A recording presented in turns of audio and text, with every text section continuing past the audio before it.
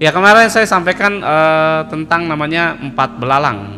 Empat belalang itu saudara perlu dengar menurut saya. Khotbah itu sudah saya tampilkan, saudara perlu namanya dengarkan saudara. Kenapa Pak perlu didengarkan? Karena bagi saya itu khotbah seperti itu susah saudara. Saya kurang lebih 2-3 tahun menyimpan di hati saya ya.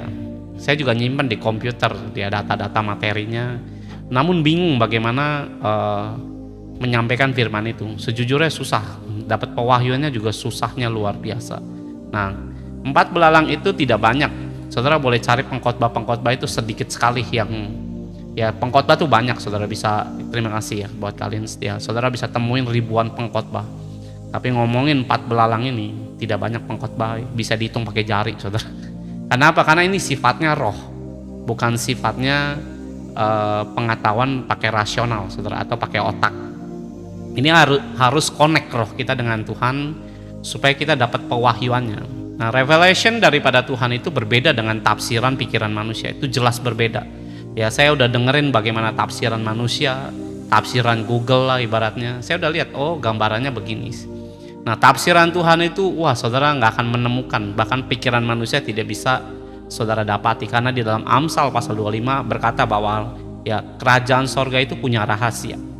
Nah, jadi kalau rahasia itu tidak semua orang bisa dapat namanya revelationnya kalau saudara nggak connect dengan Tuhan ya. Kalau saudara bilang mikir ya sampai otakmu keluar juga nggak akan namanya bisa nemuin rahasia kerajaan sorga, karena sulit saudara. Saudara perlu connect dengan Tuhan, bagaimana penyembahanmu harus hidup. Nah, di dalam kemarin saya bilang bicara empat belalang. Nah, belalang itu pernah dipakai di dalam tulah ke-8 waktu Firaun tidak mengizinkan bangsa Israel beribadah. Namun, ya di dalam yang anehnya di Joel 1 ayat yang keempat saya juga menemukan kata belalang itu. Nah, belalang itulah yang saya jelaskan. Di situ dituliskan ada belalang pengerip, belalang pindahan, belalang pelahap, belalang pelompat. Ada 4, bukan 5 ya, 4. Ya hanya 4. Dan saya coba mencari tahu apa itu belalang ini. Nah, yaitu butuh Tuhan sekali lagi untuk menjelaskan. Kalau saudara lihat di dalam Maliki pasal 3 ayat yang ke-10, 11 ya, waktu Tuhan bicara tentang perpuluhan, yang dihardik bukan iblis, belalang justru. Ya, terima kasih baik Kak. Nah, ada apa dengan belalang ini? Makanya saya sebagai hamba Tuhan juga penasaran saudara, dan kenapa Tuhan belalang? Nah, Tuhan kasih ayat itu. Iblis hari-hari ini pakai namanya, ini sifatnya roh ya. Ini sifatnya roh, bukan ketemu belalang saudara bilang ini musuh saya nih, bukan saudara. Ini sifatnya roh. Kenapa Bapak bilang roh? Karena di dalam Amos 7 pasal bersama ya, Nabi Amos tuh dikasih penglihatan. Nah, itu sifatnya roh. Ya, bukan rasional ataupun logika. Nah, belalang yang pertama kalau saudara perhatikan ya, itu di dalam kitab Joel pasal pertama ayat 2, 3 dan 4. Itu sebenarnya tugasnya ngapain? Menghukum umat Tuhan sebenarnya. Kenapa Pak? Karena umat Tuhan melupakan Tuhannya sendiri. Yang menyelamatkan dilupakan saudara. Nah, saudara jangan anti dengan kata-kata penghukuman saudara. Penghukuman tidaklah semuanya berdampak negatif. Ya, penghukuman Tuhan itu dimulai untuk namanya supaya kita ini berbalik dari tingkah laku kita. Nah, kalau saudara tingkah lakumu tidak berbalik, binasa, ujungnya kamu akan menyesal. Kenapa nggak diingetin? Udah diingetin kok pakai hukuman. Oh, nggak percaya Tuhan tuh ada hukuman. Nah, itu kan kadang-kadang aneh-aneh saudara. Nah, jadi penghukuman nggak selalu namanya disifatkan negatif saudara. Kalau saudara punya anak, punya kolega ya, mungkin punya namanya orang-orang yang kamu perlu didik, dia melakukan kesalahan, kamu hukum, tujuannya apa sih? Untuk kapok sebenarnya, bukan untuk mematikan orang itu. Atau saudara punya anak, anakmu melakukan pelanggaran, gua hukum ya, terus saudara matiin itu anak. Nah, itu nggak benar saudara. Tapi penghukuman untuk mendidik ya, yang percaya katakan amin saudara. Nah, Tuhan pakai kata penghukuman, bukan saudara harus perlu takuti ya. Ada banyak anak-anak Tuhan, saya nggak percaya Tuhan itu bisa menghukum ya. Kalau Tuhan nggak bisa menghukum, menurut saya justru jahat. Kenapa jahat Pak? Karena itu nggak menyadarkan kita sebagai manusia liar, sebagai manusia berdosa yang sering melupakan Tuhan. Nah, kalau Tuhan mengingatkan kadang lewat yang lembut ya, lewat yang lembut nggak bisa pakai cambuk, firman-Nya bilang begitu. Nggak bisa pakai hukuman, tidak bisa juga saudara. Ya, kalau Tuhan nggak pakai cara-cara demikian, bagaimana manusia itu bisa setia dan kembali kepada Tuhan? Nah, tergantung bagaimana saudara punya persepsi. Tapi firman ataupun ayat Alkitab menyatakan hal-hal itu ada. dalam perjanjian baru, baik juga perjanjian lama, bukan nggak ada semuanya ya. Jadi saudara nggak bisa bilang bahwa Tuhan itu nggak pernah menghukum Pak, dan saya nggak percaya. Saya percaya itu justru. Kenapa Pak? Karena baik buat saya. Ya, dididik itu baik kok, bagus menurut saya. Ya, jadi jangan menghindari. Ya, beberapa orang Kristen kan takut diproses. Sebenarnya proses itu bagus buat mendewasakan kita, buat menghargai, buat menghormati, buat bersyukur. Ya, kalau buat punya iman, buat punya ketaatan. Bagaimana saudara nggak dididik, nggak diproses, terus jadi pinter? Tidak ada saudara. Saudara punya anak nggak disekolahin aja, nggak usah dididik, ya, ataupun nggak usah diproses dalam pendidikan itu. Jadi pinter enggak, jadi bodoh saudara aja. Mana ada orang nggak diproses tuh jadi pinter tuh, sekolah tutup semua saudara, nggak ada perkuliahan kalau kayak gitu. Ya, nah ini saya lanjut ya. Kemarin saya khotbahin tentang belalang. Belalang apa? Yang pertama adalah belalang pengerip. Nah, saya cuma highlight khotbah ya yang kemarin saya sampaikan. Nah, belalang pengerip adalah belalang yang memakan manusia roh. Nah, kita terdiri roh, tubuh dan jiwa, atau tubuh, jiwa dan roh lebih tepatnya. Nah, roh ini ya, setan gak akan namanya menghantam imanmu dulu. Kenapa? Kalau dia langsung main di iman, kamu akan bisa mengalahkan setan dengan sangat mudah. Setan tuh licik. Ya. Nah, roh saudara akan dikalahkan dengan apa? Logika. Ya, jadi setan tuh cuma menginput sesuatu yang sekiranya masuk akal. Nah, beberapa orang nggak bisa namanya membedakan manusia rohnya. Sebenarnya nggak bisa. Beberapa tuh banyak kan orang Kristen nggak bisa bedain. Ya, sangat menyedihkan sebenarnya. Jadi orang Kristen nggak ngerti itu sangat menyedihkan. Sejujurnya nggak. Ya. Nah, tahu dari mana Pak? Cirinya paling gampang. Saudara berdoa apa enggak, itu dari situ aja kelihatan. Karena manusia roh itu ya, walaupun umurmu 50-60 tahun, tapi di roh tuh bisa kayak anak kecil saudara. Ya, roh itu bisa tumbuh seperti manusia bertumbuh. Roh juga demikian. Nah, walaupun umurmu 60-80 tahun ya, tapi di roh itu bisa kayak anak-anak, nggak punya pakaian, nggak punya jubah. Tahu dari mana Pak? Kitab Wahyu yang ngomong. Ya, kalau saudara baca Alkitab, sayangnya kurang banyak yang menekuni Alkitab. Nah, manusia roh kalah itu kalau pikiranmu yang lebih dominan. Kemarin Tuhan ngomong bagus sekali bahwa setan gak mencari namanya yang mati manusia rohnya, dia cari yang hidup, yang jadi sebuah incaran. Nah, kalau saudara adalah orang-orang yang cinta akan Tuhan, hati-hati dengan hal-hal yang demikian. Kenapa Pak? Karena ya gampang jadi sebuah incaran. Nah, manusia rohmu itulah kadang-kadang dibuat malas. Ya, berdoa hari ini, besok bisa berhenti. Habis dengar khotbahnya Pak Timotius, semangat luar biasa. Berdoalah saya besok, 3 hari kemudian tidak dilakukan kembali. Kenapa? Manusia rohmu memang gak hidup. Cirinya bagaimana ya? Dari situ. Ya, waktu Yesus lahir, iblis muncul. Ngapain? Ngantem rohnya. Ya, tapi kita tahu Yesus adalah Sang Firman. Ya, dia punya kepenuhan Roh Kudus ya. Dan saudara perlu tahu bahwa Roh Kudus itulah yang akan menuntun dan membuat kita itu mengerti kebenaran firman Tuhan. Nah, kalau manusia rohmu tidak hidup, cirinya bagaimana? Kamu nggak akan punya kehidupan metanoia, atau namanya manusia karakter hidup saudara nggak berubah. Makanya beberapa saudara nemui orang di dalam kekristenan kok masih banyak yang maling. Loh, kenapa? Karena manusia rohnya nggak hidup. Nah, kalau dampak dari manusia roh itu tidak hidup tuh kayak begitu, tetap ngelakuin dosa. Bukan berarti orang bener nggak bisa ya, atau anti dosa saudara. Manusia itu pasti berdosa. Tapi kalau kita manusia rohnya hidup, cenderung kita akan mengurangi semua yang tidak disukai Tuhan. Yang percaya katakan amin. Nah, kenapa? Karena rohmu connect. Roma 8 ayat 26, roh lah yang membawa kita berdoa, bukan pikiran kita. Pikiran kita mau pengennya main saudara. Jiwa kita pengennya untung, nggak mau rugi. Jiwa kita pengennya ya tiktokan terus, tanpa saudara pedulikan bagaimana rohmu itu hidup atau enggak. Nah, kalau rohmu tidak hidup, itu langkah pertama iblis hantam. Yang pertama, untuk ngapain? Ya, untuk banyak hal lah. Ya, ujungnya supaya tidak selamat, pasti demikian saudara. Ya. Nah, makanya kalau saudara perlu tahu bagaimana Daud, ya, bagaimana Yosua, Musa, Abraham, dan banyak tokoh-tokoh Alkitab.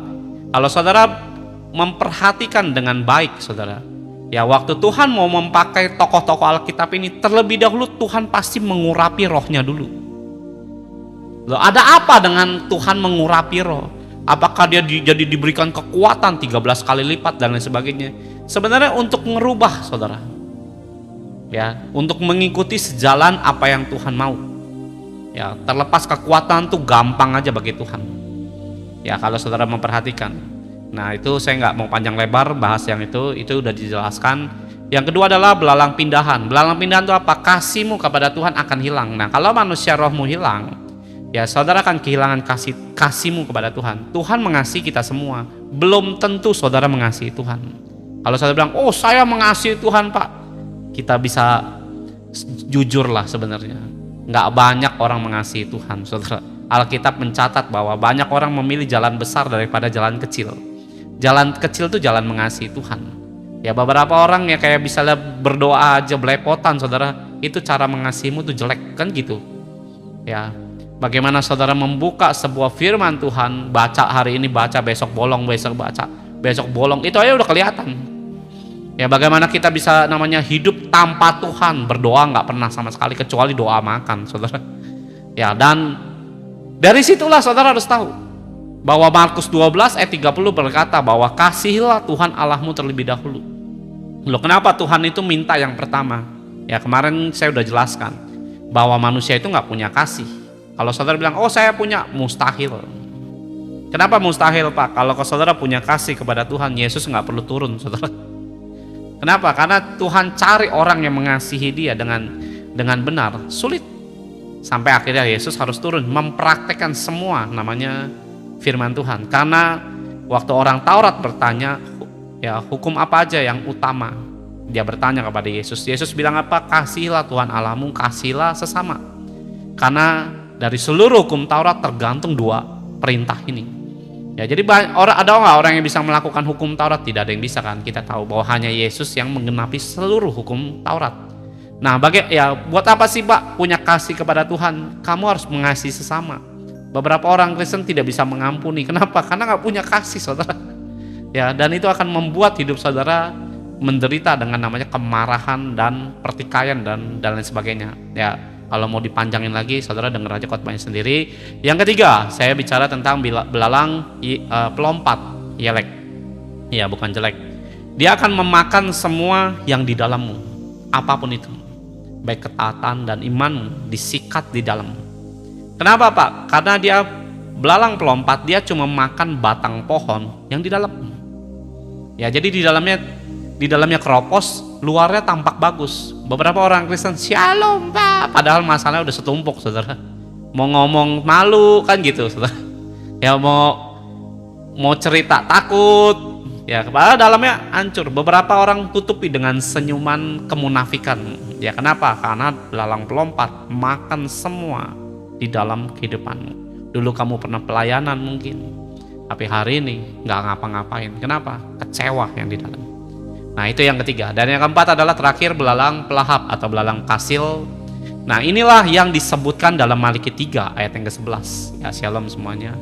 Kenapa? Ya, karena akar kehidupanmu itu yang akan dimakan sama belalang ini atau setan ini. Ya, jadi pertama, manusia rohmu. Kedua, kasihmu kepada Tuhan. Tiga, dia akan membuat hidupmu itu hambar.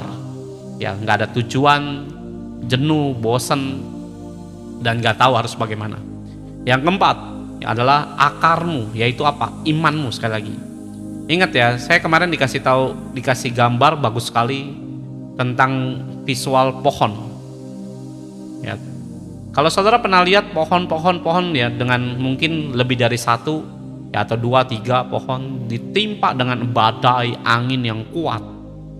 Ya, dengan pohon yang tidak sendiri itu atau 2 atau 3. Biasanya ada yang tumbang satu diantaranya dari beberapa pohon yang ada. Dan saya waktu lihat gambar tersebut, ada perkataan begini, saudara, dan bagi saya itu betul. Kenapa? Kalau pohon kena angin badai, yang lainnya nggak roboh, tapi ada satu yang roboh, kan aneh.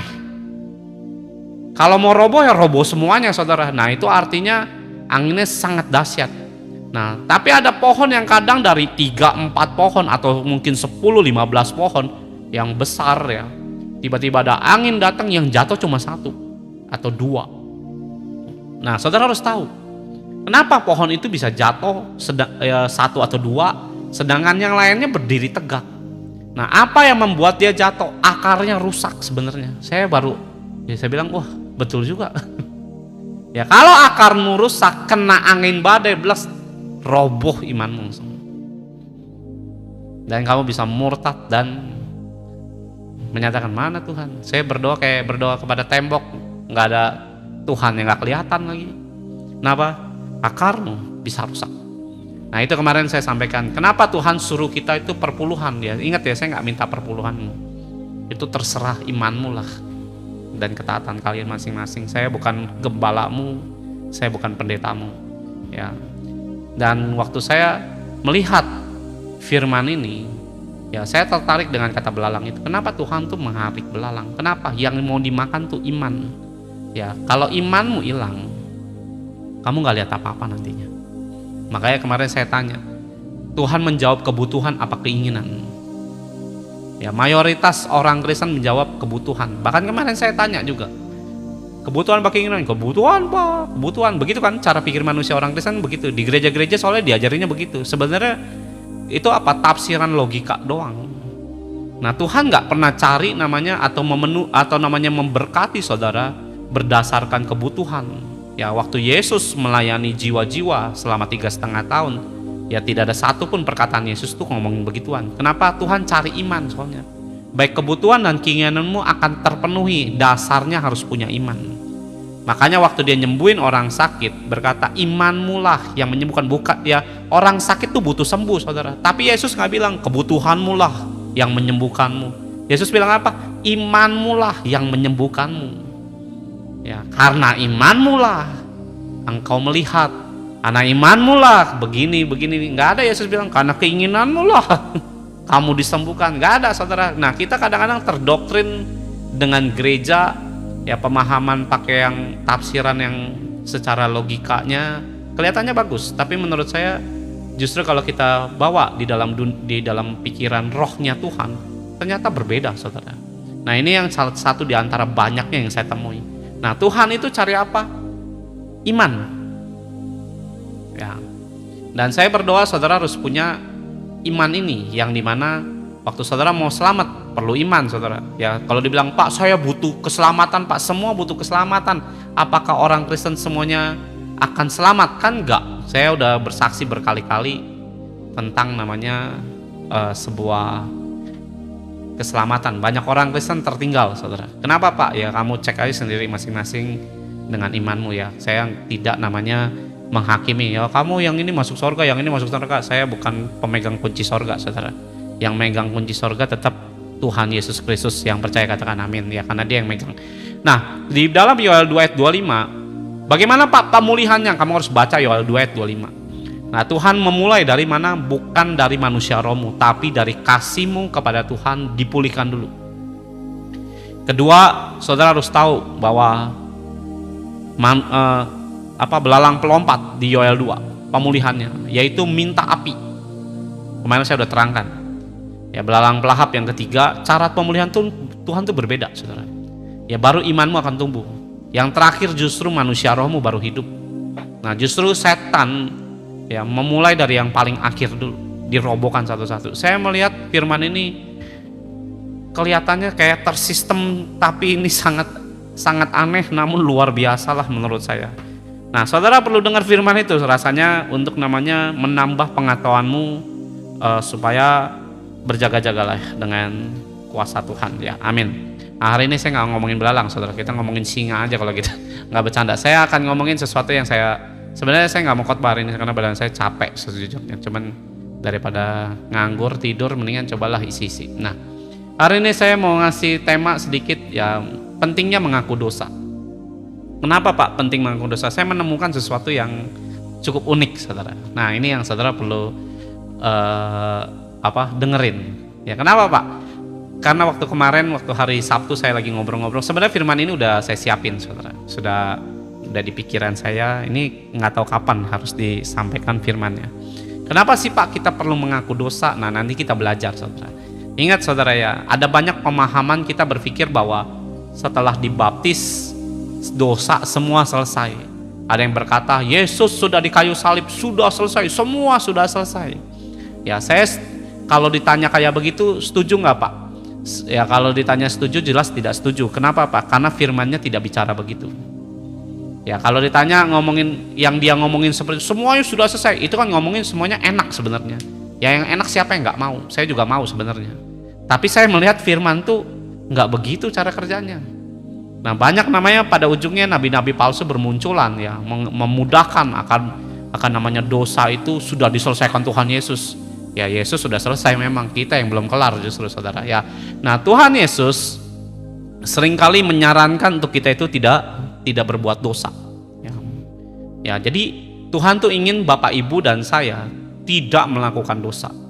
Bukan kalau udah melakukan, nah perlu pentingnya mengaku dosa. Kenapa Pak penting banget mengakui dosa? Nanti kita belajar sedikit. Ya ada poinnya nanti di tengah. Nah lihat sekarang Roma 7 dulu ayat yang pertama. Ya kalau saudara punya Alkitab ya sambil nyatet, baca. Sayangnya kadang sedikit sekali yang buka Alkitab. Nah itu yang kita, Pak saya tunggu Bapak ya, tapi Alkitabnya nggak dibuka, sama aja bohong saudara. Ya ngapain nungguin saya, nungguin firman saudara harusnya. Lihat Roma 7 ayat yang pertama, arti hukum Taurat, apakah kamu tidak tahu saudara, sebab aku berbicara kepada mereka yang mengetahui hukum, bahwa hukum berkuasa atas seseorang selama orang itu hidup. Saya buka dulu di sini ya, karena semua orang, ini salah. Ya, apakah kamu tidak tahu saudara-saudara, sebab aku berbicara kepada mereka yang mengetahui hukum, ya, bahwa hukum berkuasa atas seseorang. Sebentar saya ini matiin ini dulu, karena nggak enak dilihatnya. Nah, oke, lebih aman. Nah, jadi dengar baik ya, sepanjang namanya hidup saudara, itu ada namanya hukum. Ya, dunia ini punya hukum. Ya, kalau saudara tahu bahwa manusia melakukan pelanggaran dalam hukum manusia, ya sekali lagi, beberapa kita ini bisa diadili, masuk ke persidangan karena pelanggaran atau sengketa dalam suatu perkara. Nah, dalam hukum itu biasanya yang sering masuk ke dalam pengadilan adalah masalah-masalah besar atau sengketa yang besar atau yang bernilai besar.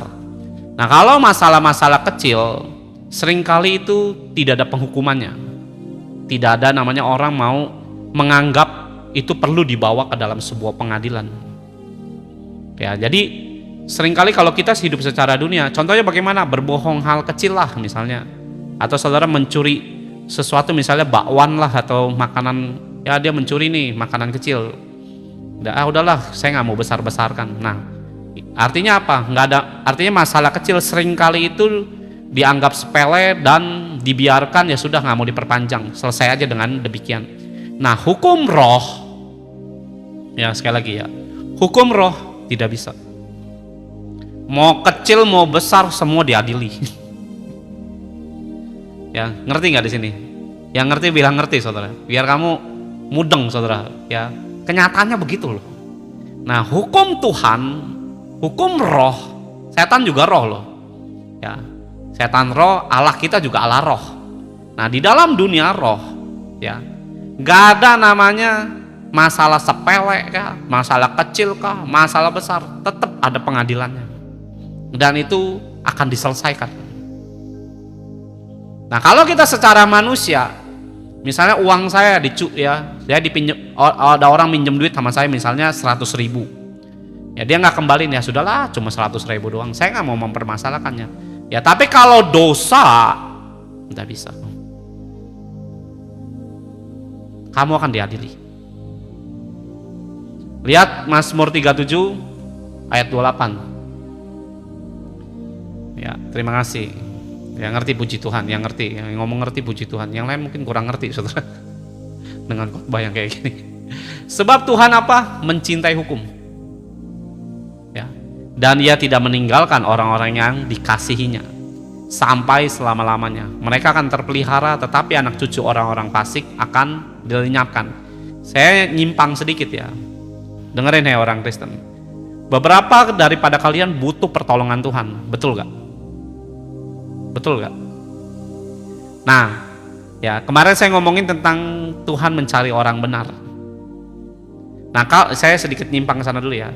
Nah, kalau hidupmu tidak ada kebenaran dalam kehidupanmu, ya, tidak ada namanya hidup seperti yang diperintahkan Tuhan akan kebenaran firman-Nya. Ya. Dan kamu minta pembelaan Tuhan, sedangkan kamu nggak ada mau rasa benernya, cuma nuntut semua itu kepada Tuhan. Contohnya suami dan istri, suaminya selingkuh lah, kalau ya umpama seperti itu, main judi lah, kamu ditipu lah, atau saudara namanya minjemin duit ke orang nggak bayar lah, butuh pertolongan Tuhan kan, butuh pembelaan kan daripada Tuhan. Nah, saudara doa di hadapan Tuhan, Tuhan tolong saya Tuhan. Seringkali kamu nggak menemukan pertolongan loh. Kenapa Pak? Karena kamu nggak benar. Yang kamu tuduh orang itu tidak benar, itu jelas memang tidak benar.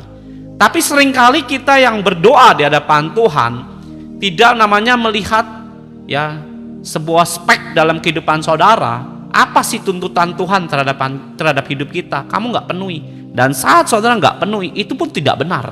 Nah, orang yang main judi, berselingkuh lah, melakukan dosa ini, dosa itu, dan everything dosa yang dia lakukan, saya bukan menyetujui mereka melakukan itu. Itu udah jelas dosa yang terlihat dan itu tidak benar.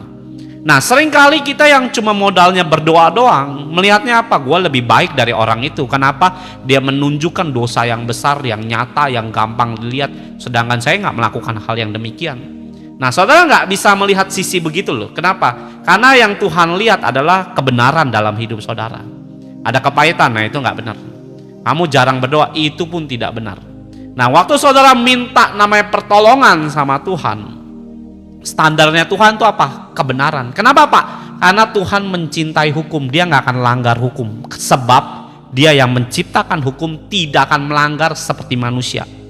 Kayak kita punya pemerintahan ya. Ya, setiap negara punya pemerintahan.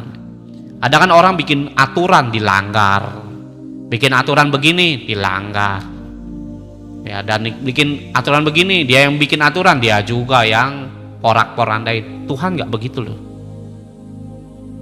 Nah, kalau kebenaran ini nggak muncul dalam hidup saudara, saudara teriak sampai gigimu kering, saudara ya, lama dijawabnya. Nah, seringkali kamu hidup tambah berat. Kenapa? Diproses sama Tuhan. Kamu akan temui kata itu. Kenapa? Diproses. Dan beberapa orang Kristen, mohon maaf ya, nggak mudeng di pikirannya tentang perkara ini. Dan saya mau nyampein hal ini buat saudara itu, kamu harus hidup benar, saudara. Kenapa? Supaya tuntutanmu kepada Tuhan, Tuhan kabulin. Kenapa? Karena Tuhan nggak bisa langgar. Lalu juga nggak benar, dia juga nggak benar. Sama-sama nggak benar. Nah, supaya hidupmu ditolong Tuhan, kenapa? Tak proses ini anak supaya benar. Nah, nanti dia minta tolong, tak tolong dia. Ada amin, saudara. Nah, Tuhan di sini tuh menciptakan sebuah hukum. Ya, jangan pikir kita ini kayak kerajaan sorga, kayak kerajaan Indonesia, saudara. Ya, atau namanya kayak bangsa kita Indonesia, saudara.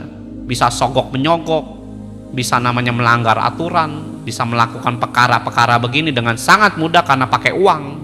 Di kerajaan sorga nggak bisa, kamu nggak bisa sogok pakai uang. Tuhan bikin aturan, standarnya begini, perintahku dengarkan. Kan firman-Nya bilang begitu. Kalau saudara lihat dalam Ulangan 28, ya Ulangan 8, Tuhan juga mengingatkan, hati-hatilah jangan kau melupakan perintahku. Nah, beberapa kita melanggar bertahun-tahun aja. Ya berdoa, kok kayak ngomong sama tembok ya, Tuhan gak jawab-jawab. Salahmu itu sebenarnya. Allahmu ini tidak pernah salah.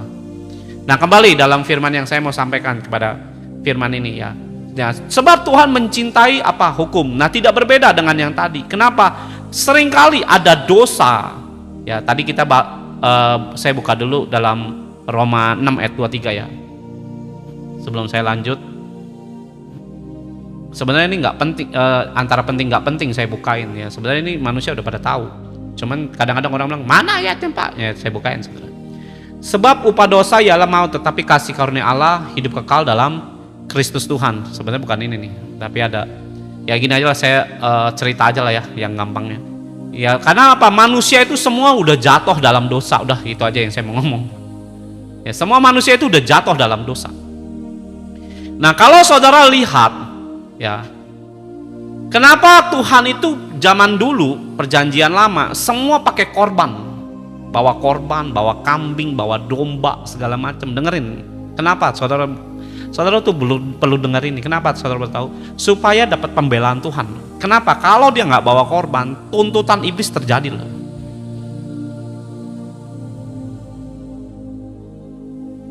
Nah, untuk namanya mematahkan dakwaan iblis, tuntutan iblis, saudara perlu Yesus.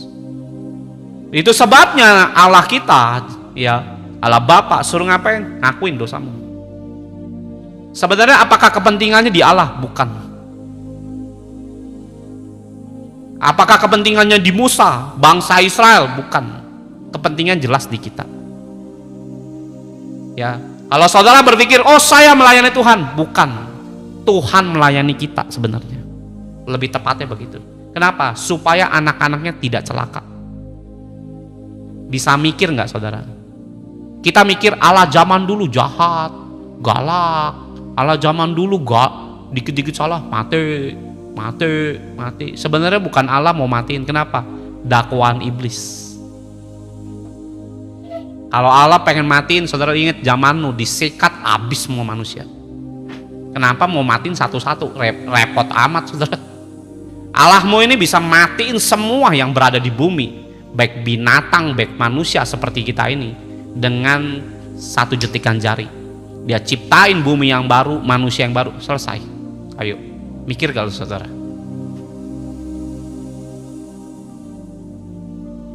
Terus kenapa Tuhan itu suruh bawa korban, bawa ini, bawa itu? Kita kan pikir, repot bener. Sebenarnya Tuhan layanin kamu, bukan kamu melayani Tuhan. Kenapa? Ada dakwaan iblis yang ingin mematikan semua manusia, mati ke neraka semua. Kita tahu tentang itu. Lewat mana Pak? Lewat namanya dosa. Nah, kalau yang nggak diakui, nggak bawa korban, firman dalam kitab Imamat, mati semua. Siapa yang matiin? Iblis semuanya, bukan Tuhan sebenarnya. Ya, bahwa dalam firman Tuhan, rancanganku bukan kecelakaan. Saya pikir ya make sense juga saudara. Allah itu iya loh, satu, dia pilih angka satu ya satu. Dia nggak akan merubah-rubah semua seperti namanya manusia merubah ini. Nanti aplikasi, ada orang bikin aplikasi kan, update versi 1, versi 2, versi 3, versi 4 dengan perubahan-perubahannya. Allahmu itu nggak begitu saudara. Dia alfa dan omega, udah tahu di awal, udah tahu di akhir. Nggak perlu updatean saudara. Makanya Alkitab ini bisa dipakai sampai kamu mati ribuan tahun turun-temurun, nggak perlu diupdate, sama. Ada amin saudara. Nah, upah dosa, ya tadi saya sampaikan, hukum roh, sekali lagi ya, Tuhan menyatakan hukum bukan hukum bumi loh saudara, hukum roh. Hukum roh, mau perkara kecil kek, mau perkara besar kek, itu harus diadili. Nggak kayak kita manusia, gue cuma kehilangan 50.000, udahlah nggak usah diadili, ribet lah.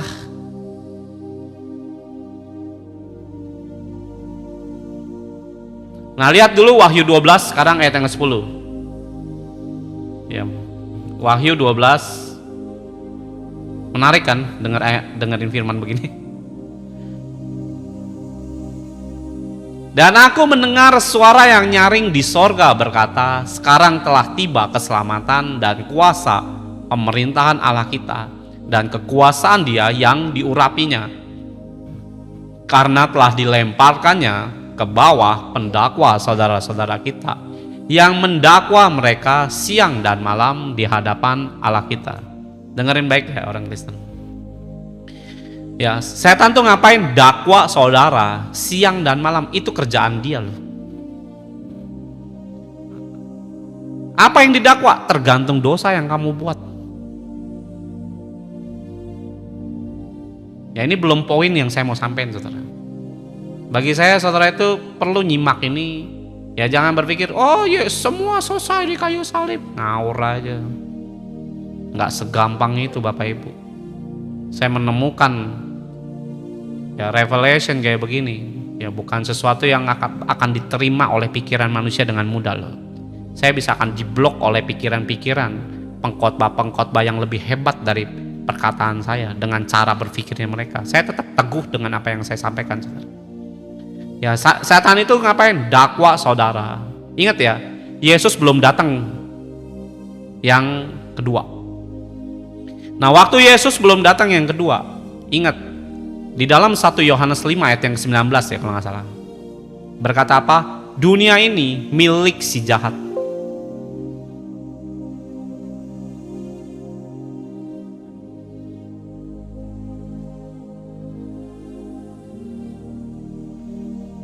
Saya bukain aja lah, nanti dikiranya bohong lagi. Yohanes 5 ayat 19 kalau nggak salah. Kita tahu bahwa kita berasal dari Allah dan seluruh dunia, ya, seluruh dunia, bukan bagian timur milik si jahat, bukan, seluruh dunia atau satu bumi ini berada di bawah kuasa si jahat. Nah, jadi Yesus memang udah menang di atas kayu salib, bahwa kunci kerajaan maut sudah diambil, sehingga Tuhan bisa turun ke dalam dunia orang mati. Ya, banyak kesaksian yang tentang itu di dalam 1 Petrus 3 ayat 18, 19 dan sebagainya. Nah, dengerin ya orang Kristen. Nah, Wahyu 12 ayat 10 itu udah digenapi belum? Nah, Wahyu 12 ayat 10 itu mau menyatakan bahwa iblis ngapain sih kerjaannya? Ngedakwa anak-anak Tuhan siang dan malam. Ya, shalom. Apa yang didakwa, Pak? Semua perbuatanmu yang melanggar hukumnya Tuhan. Ingat ya, di dalam 2 Korintus 6 ya, 1 Korintus 6, 2 Korintus 10 ayat 2 Korintus 5 ayat yang 10. Ya, setiap orang akan menghadap pengadilan Kristus. Ya, saya bukain dulu. Ini firmannya di luar materi saya nih.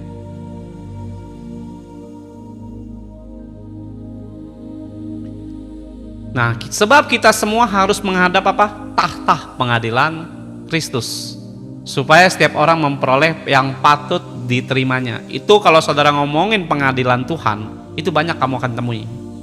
Pengadilan Tuhan berarti ada pendakwanya, ada jaksanya, ibaratnya gitu. Pengacaranya siapa, Pak? Yesus yang ngebela kita. Hakimnya siapa, Pak? Allah Bapa. Kalau saudara baca Alkitab, kamu akan temuin kata-kata itu banyak, selain ayat yang saya sebutin ini. Ya, cuma kita buat apa yang bukain banyak-banyak, satu aja cukup. Nah, dakwaan ini ya akan menghancurkan anak-anak Tuhan. Nah, saya singgung dulu, keluar dari konteks yang saya mau sampaikan ini. Ya, saya kemarin sampaikan begini, tidak semua orang Kristen diampunin Tuhan. Jangan bilang saya sesat dulu, dengerin dulu.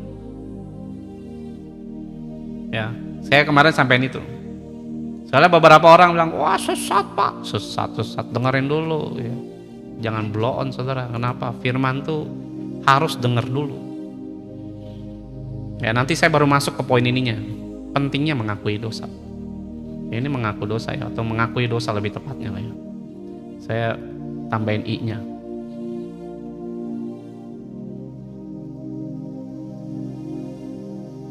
Ya, saudara. Nah, demikian sekarang ya, terima kasih buat siapa nih? Santi ya, thank you. Demikianlah sekarang tidak ada penghukuman bagi mereka yang ada apa? Di dalam Kristus. Ya. Jadi yang wajib hidupnya di dalam Tuhan. Bukan hanya menerima, saudara. Bukan hanya percaya, tapi di dalam. Nah, kamu cermatilah kata di dalam itu. Soalnya kenapa, Pak? Orang Kristen banyak yang nggak diampuni. Bukan Tuhan Yesusnya tidak mengampuni loh. Kenapa? Karena kamu hidupnya di luar Tuhan. Itu sebabnya banyak orang dosanya masih ada. Ya, saya ulangin ya. Bukan Yesusnya tidak bisa mengampuni. Kenapa? Karena kamu hidup dalam dosa. Artinya apa? Di luar kehidupan Yesus. Ya, ada di dalam, ada luar. Ada tinggi, ada bawah, ada hitam, ada putih. Ya, kita tahu itu. Ada masuk, ada keluar. Ada jahat, ada baik. ada sorga dan neraka. Nah, kalau cara hidupmu tidak seperti di dalam Tuhan, bisa diampuni? Tidak, saudara. Sampai kamu datang di hadapan Tuhan, minta pengampunan, akan beres dosamu. Amin, saudara. Ya. Ya, kita buang dulu satu sampah ini.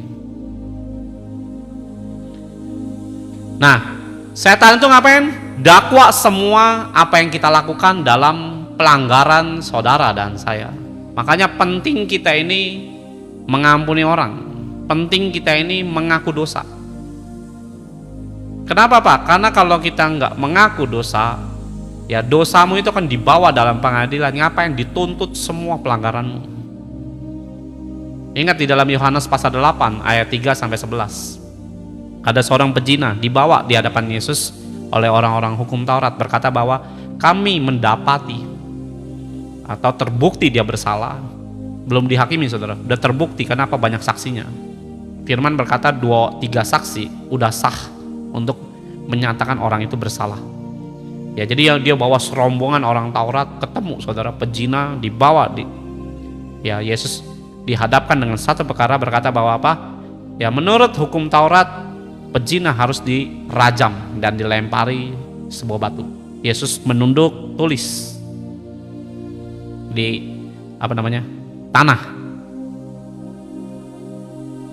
Saya mau sampaikan begini, saudara, manusia aja yang ngerti firman Tuhan aja bisa mendakwa loh, dan mau menghukum hidup orang berdosa loh. Apalagi iblis lebih bergairah daripada manusia. Ya, saya ulangin ya, manusia aja ya ngelihat orang berdosa aja nafsu loh untuk menghakiminya. Apalagi iblis yang jelas dia ingin saudara dan saya tidak selamat, saudara. Tapi herannya waktu dosa dihadapkan di hadapan Yesus, Yesus naik dan bertanya kembali, siapa yang tidak berdosa lempar, sambil tunduk lagi, main pasir lagi, saudara. Ya, mungkin dia lagi gambar project bait Allah yang kedua kali ini.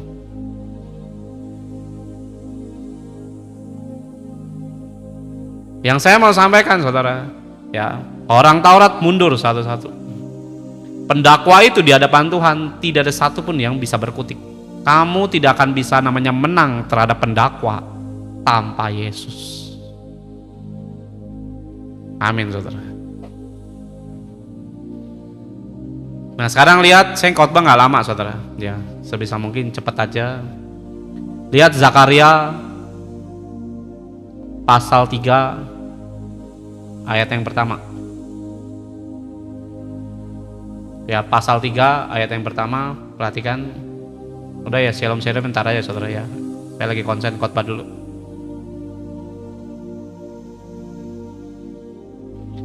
Kemudian ia memperlihatkan kepadaku imam besar Yosua berdiri di hadapan malaikat Tuhan, sedang iblis berdiri di sebelah kanannya. Ngapain? Mendakwa dia. Lalu berkatalah malaikat Tuhan kepada iblis itu, Tuhan kiranya menghardik engkau, hai iblis. Tuhan yang memilih Yerusalem kiranya apa? Menghardik engkau. Bukankah dia ini puntung yang telah ditarik dari api? Maksudnya apa? Yosua telah diselamatkan, saudara, dari api neraka. Siapa bilang nggak ada neraka? Ada lagi orang bilang nggak ada neraka. Itu ada neraka. Adapun Yosua mengenakan pakaian yang kotor waktu dia berdiri di hadapan malaikat itu. Ayat 4. Ia memberikan perintah kepada orang-orang yang melayaninya, tanggalkan pakaian yang kotor itu daripadanya. Dan kepada Yosua ia berkata, lihat, dengan ini aku menjauhkan kesalahanmu daripadamu. Aku akan mengenakan kepadamu pakaian pesta. Lihat ayat 5. Kemudian ia berkata, taruhlah serban tahir pada kepalanya. Maka mereka menaruh serban tahir pada kepalanya, dan lain sebagainya. Nah, saudara baca sendiri di rumah sampai ayat 8. Nah, saya mau sampaikan begini, saudara. Imam besar Yosua. Nah, saudara pernah lihat nggak di dalam Yosua pasal pertama, kalau saudara pernah dengar khotbah, siapa yang di sini? Ya, saya mau tanya juga, saudara. Siapa yang di sini pernah dengar khotbah tentang Yosua, tentang namanya, bukan khotbah saya aja, terserah saudara mau dengar khotbah di gereja manapun terserah. Tapi pernah nggak dengar khotbah tentang Yosua, tentang kuatkan dan teguhkanlah hatimu? Ya, atau saudara pernah dengar nggak namanya kata-kata tentang itu? Kuatkan dan teguhkanlah hatimu. Pernah dengar nggak khotbah demikian, saudara?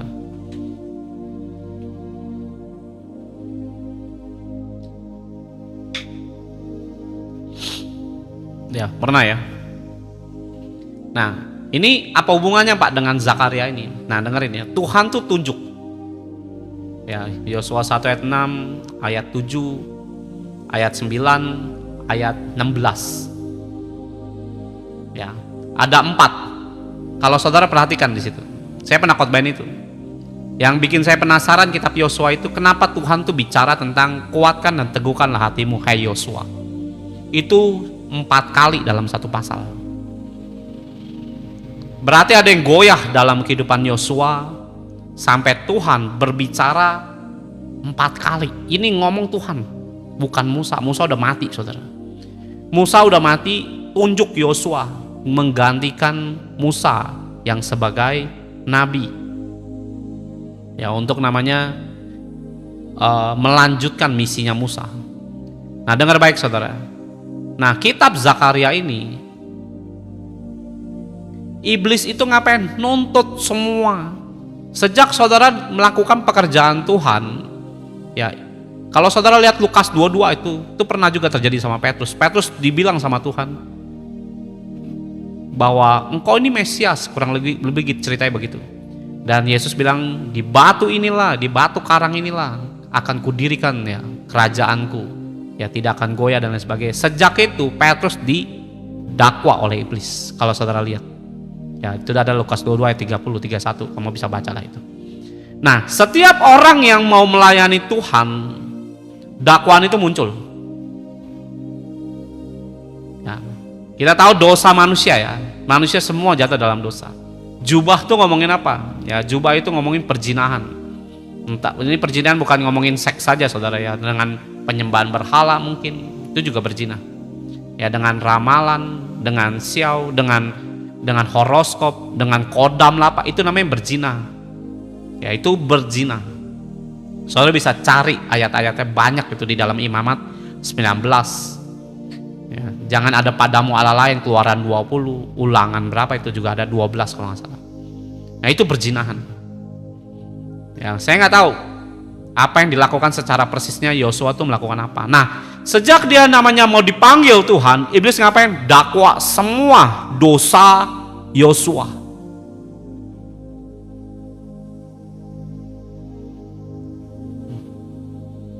Ingat ya, Yosua itu diurapi Tuhan. Tapi soal dosa, Yosua nggak berdaya. Malaikat pun tidak berdaya.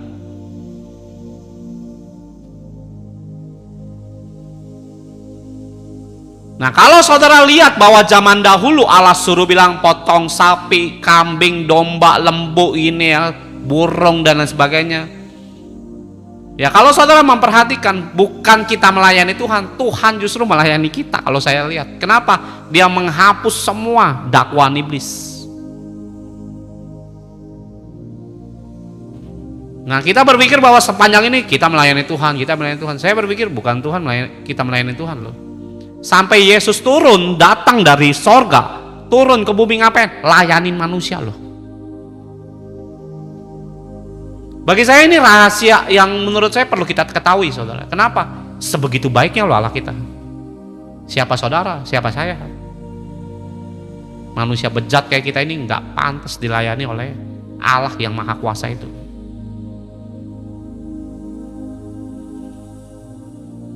Nah, herannya sekarang ya, inilah yang membuat Yosua hatinya goyah, didakwa loh sama setan. Disuruh Tuhan pelayanan, didakwa sama setan supaya apa? Mati imannya.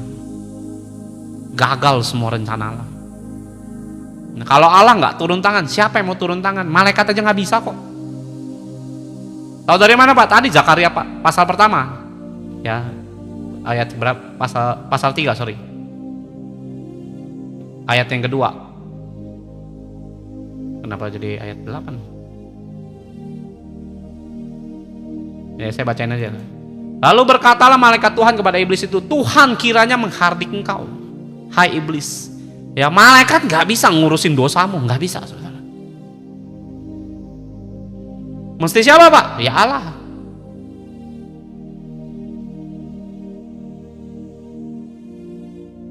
Nah ini yang saya mau sampaikan, pentingnya saudara mengakui dosa saudara. Supaya apa Pak? Tidak ada dakwaan. Kalau ada dakwaan tuh bagaimana Pak? Nah itu yang bahaya saudara. Ya, kalau hidupmu di luar Tuhan Yesus, didakwa, siapa penolongmu? Uangmu, hartamu. Ya, anak saya Pak, anakmu juga mati ke neraka kalau nggak ada Tuhan Yesus. Makanya semua itu serahkan hidupmu ke dalam tangan Tuhan. Ya, jangan anakmu didewakan saudara. Anakmu itu pun juga butuh Tuhan. Ya, kadang-kadang anak bela-belain orang tua terus-menerus sampai lupa hubunganmu dengan Tuhan. Kita harus, saya dulu waktu saya belum Kristen ya, orang tua tuh segala-galanya loh buat saya. Lebih daripada dewa yang saya sembah. Serius, orang tua tuh saya tuh segala-galanya bagi saya. Setelah saya bekerja, cari uang, dapat uang, dan saya punya uang, bagi saya orang tua tuh segala-galanya buat saya pada masa itu. Lebih daripada dewa yang saya sembah. Nah kalau saudara tahu saya ikut Tuhan awal-awal yang diproses tuh itu dulu saya. Kenapa? Berhala saya terhadap orang tua. Disikat Tuhan. Muncul firman Tuhan Matius 10. 34, 35, 36, 37.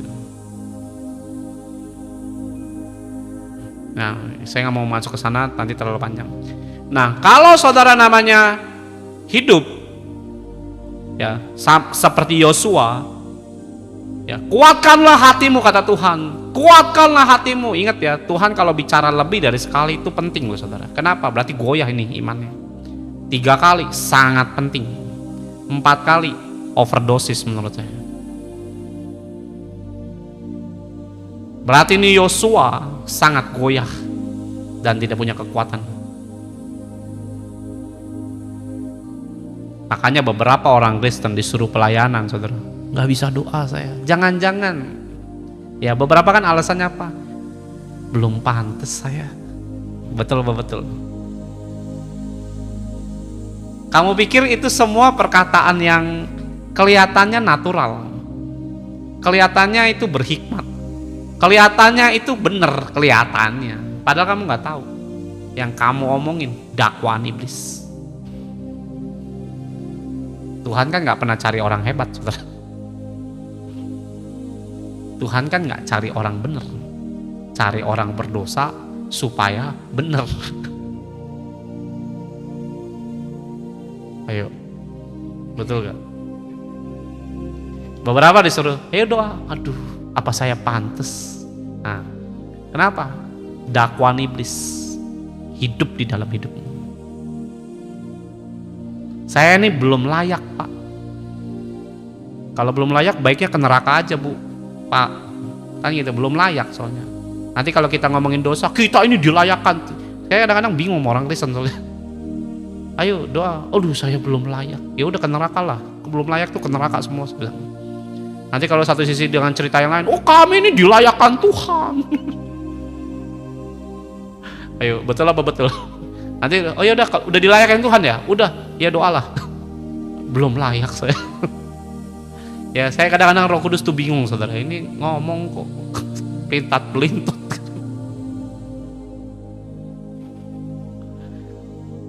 Beberapa orang di situ begitu loh. Kenapa dakwaan itu bisa muncul dengan begitu kuat? Ya kayak kemarin ada cerita dari istri saya, ada satu jemaat kami yang dari Tuhan lah ya. Dia bilang sejak saya masuk dalam Hineni Ministry ini saya pelayanan kemana-mana dan melayani semua keluarga saya dengan arahan lewat firman yang saya sampaikan. Ingat ya firmannya, saya cuma nyampein. Hidup saya berubah drastis. Saya senang dengar kata-kata ini. Kenapa? Dia melayani Tuhan. Bukan melayani saya, bukan soal berkatnya, bukan soal mujizatnya, nggak penting itu semua bagi saya. Ya, yang penting adalah bagi saya kamu hidup berubah. Melayani domba-domba, melayani orang rusak, melayani begini. Mujizat tuh gampang aja, bukan nggak penting sih. Ya, kenapa? Karena poin pentingnya bukan di situ. Kamu melayani, mujizat itu akan muncul dengan caranya Tuhan, dengan aneh-aneh.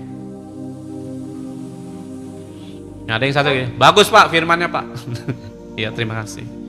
Bagus Pak firmannya Pak. Saya nggak butuh kata-kata munafik bagus-bagusan. Penting bagi saya itu kamu berubah seperti harapan Tuhan, bukan harapan saya aja. Kamu lihat anakmu misalnya males main game, main handphone, main game terus, ya, main game terus, diberkati 1 miliar, tambah rusak pasti dengan hidup kayak begitu. Tapi dia tiba-tiba berubah, ya, meninggalkan semua dunianya dia dan hidup mau namanya mencari Tuhan. Bohong kamu sebagai orang tua, nggak bahagia. Ya. Tapi kalau orang yang bilang yang penting duit Pak, nah itu di luar kebenaran Tuhan. Nah, dakwaan dosa ini yang pertama kamu harus tahu, bisa mendatangkan maut. Ya, upah dosa ialah maut tadi ya, di dalam Roma 6 ayat 23. Sebab upah dosa ialah maut, tetapi karunia Allah hidup yang kekal dalam Kristus Yesus Tuhan kita. Ya, yang percaya katakan amin, karena dia penebus ya. Nah, upah dosa datangnya apa? Maut. Apakah semuanya maut? Nanti saya jelaskan sedikit ya. Saya persiapannya minim sekali ini, cuma 1 jam saya siapin firmannya, nggak panjang, makanya saya nggak khotbah lama-lama. Nah, dakwaan dosa bisa mendatangkan sebuah maut. Seperti siapa Pak? Ananias Safira, dia berbohong, dosa itu. Kamu jangan pikir bahwa dosa itu nggak bisa bikin orang mati. Oh, sudah ditebus Pak sama Tuhan Pak, betul. Tapi saudara harus tahu, ya, dosa yang kamu nggak bereskan, tidak diakui di hadapan Tuhan, itulah yang didakwa iblis. Ananias Safira hidup di dalam rasul-rasul, dan saya percaya dia juga udah dibaptis. Berbohong, bohongnya ke siapa? Ke Tuhan. Ya, ada lagi konsep pengajaran begini, sekali selamat tetap selamat, yang penting jangan bohongin Roh Kudus. Karena Ananias Safira itu bohongin Roh Kudus, makanya dia mati. Saya tanya begini saudara, ya, saya jujur tanya sama Tuhan, Tuhan, memang betul begitu? Dan Tuhan tuh ngajarin saya bagus sekali. Nah, ini kalau ada konsep pemikiranmu begini, coba jawab pertanyaan saya. Ya, kalau Roh Kudus tidak boleh dibohongin, memang Yesus boleh dibohongin ya?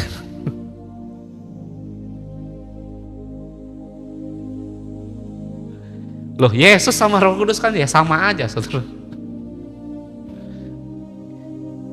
Di dalam Yohanes 14 berkata bahwa aku tinggal di dalam Bapa, Bapa tinggal dalam aku.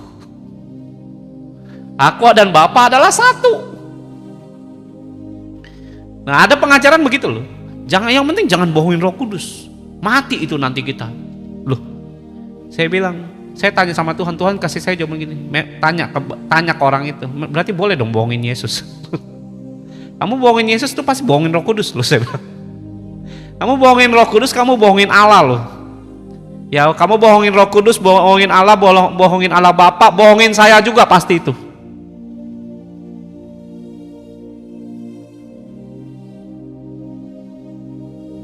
Kamu akan bohongin semua manusia.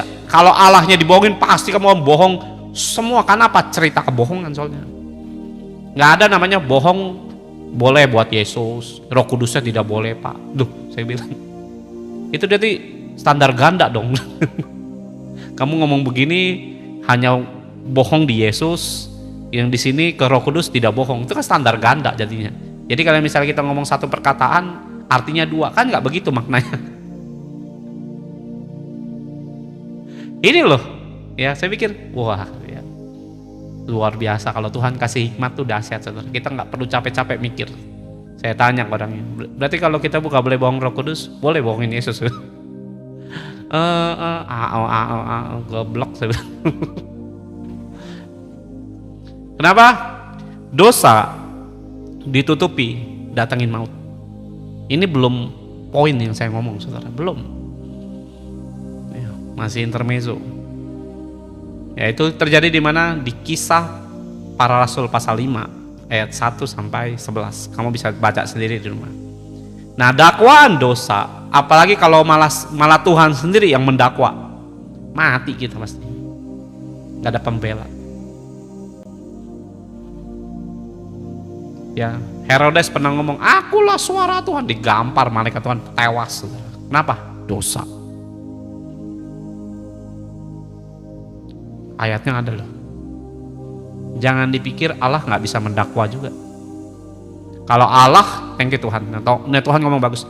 Kalau Allah dalam hidupmu tidak bisa jadi pembelamu, dia akan jadi lawanmu. Itu ada loh ayatnya loh.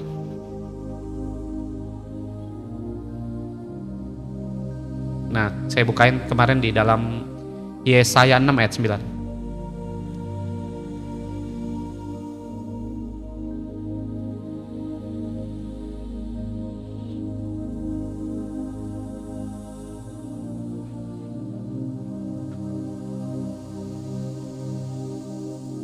Ya, saya bukain, ini pengertiannya bisa banyak macam. Kemudian firman-Nya, pergilah dan katakan kepada bangsa ini, dengarlah sungguh-sungguh tetapi mengerti jangan. Ya, padahal Tuhan kasih firman, tapi nggak berharap mereka ngerti tentang firman. Kenapa? Kesel Tuhan sejujurnya. Ini juga dipakai sama Tuhan Yesus loh di dalam kitab Matius pasal 12, ayatnya saya lupa, kamu bisa cari sendiri. Ya, lihatlah sungguh-sungguh tapi menganggap jangan. Lihat ayat 10, buatlah hati bangsa ini keras dan buatlah telinganya berat mendengar dan buatlah matanya melekat tertutup supaya jangan mereka melihat dengan matanya dan mendengar dengan telinganya dan mengerti dengan hatinya lalu berbalik dan menjadi sembuh. Sebenarnya ada dalam kitab Perjanjian Baru, ini dipakai Yesus dalam Perjanjian Baru juga bagus saudara.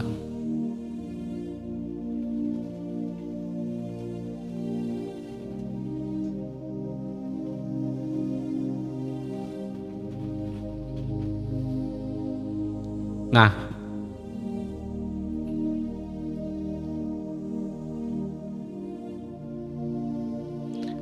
Matius 13, ayat yang ke-15. Nanti bacanya sendiri, saya bacanya di sini. Sebab hati bangsa ini menebal dan telinganya berat mendengar dan matanya melekat tertutup supaya jangan mereka melihat dengan matanya dan mendengar dengan telinganya dan mengerti dengan hatinya. Lalu berbalik sehingga aku menyembuhkan mereka. Kalau saudara baca ayat gini, dengar baik kayak orang Kristen. Tuhan nggak berharap Tuhan nggak berharap menyembuhkan orang itu.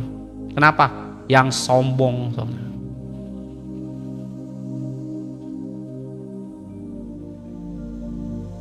Ada yang Tuhan sembuhin, ada ayat yang mengatakan hal yang demikian. Ya, kalau dalam gereja kita ngomongin baik-baik aja, saudara. Nah itu yang kadang-kadang apa? Pendetanya sendiri juga beberapa ngapain? Jadi menyampaikan yang cuman manis-manis semata, saudara. Kebenarannya nggak dibuka. Kalau saya bukain, saudara. Saudara mau senang dengan saya, nggak senang ya terserah, itu urusan kalian. Nggak suka ya minggir, saudara. Pusing amat. Ada orang bilang, Pak, saya nggak suka bapak gini-gini, minggir. Nggak ada yang nyuruh kamu suka sama saya. Saya juga nggak suka sama kamu kan gitu. Ada yang pendeta, saya maunya gini-gini. Silakan urus sendiri-sendiri, nggak usah urus saya. Ya saya biar diurusin Tuhan aja, nggak usah diurusin sama. Ya karena ada beberapa standarnya saya, prinsip saya nggak boleh berubah. Kenapa? Karena itu datangnya dari Tuhan, bukan dari saya. Kalau dari saya nggak mau melayani. Kalau dari saya, ya saya melayani kenapa? Karena Tuhan suruh. Nah Tuhan kasih saya prinsip. Nah prinsip ini tidak boleh berubah. Ibaratnya destiny saya, ya begitu. Nah kalau berubah, kalau Tuhan ngasih tanda, saudara. Ya karena saya nggak mau pakai doktrin manusia, hamba Tuhan manapun saya nggak mau. Kenapa Pak? Karena kita punya caranya masing-masing, saudara. Tuhan pakai itu masing-masing. Nah kembali dalam firman-Nya. Nah kalau dosa kamu nggak mengakui, ini perjanjian baru, Yudas mati, Ananias Safira mati. Kalau saudara lihat dalam kitab Wahyu, Nikolaus dibenci Tuhan. Saya pernah khotbahin itu. Nah lihat sekarang Wahyu 2 ayat 22.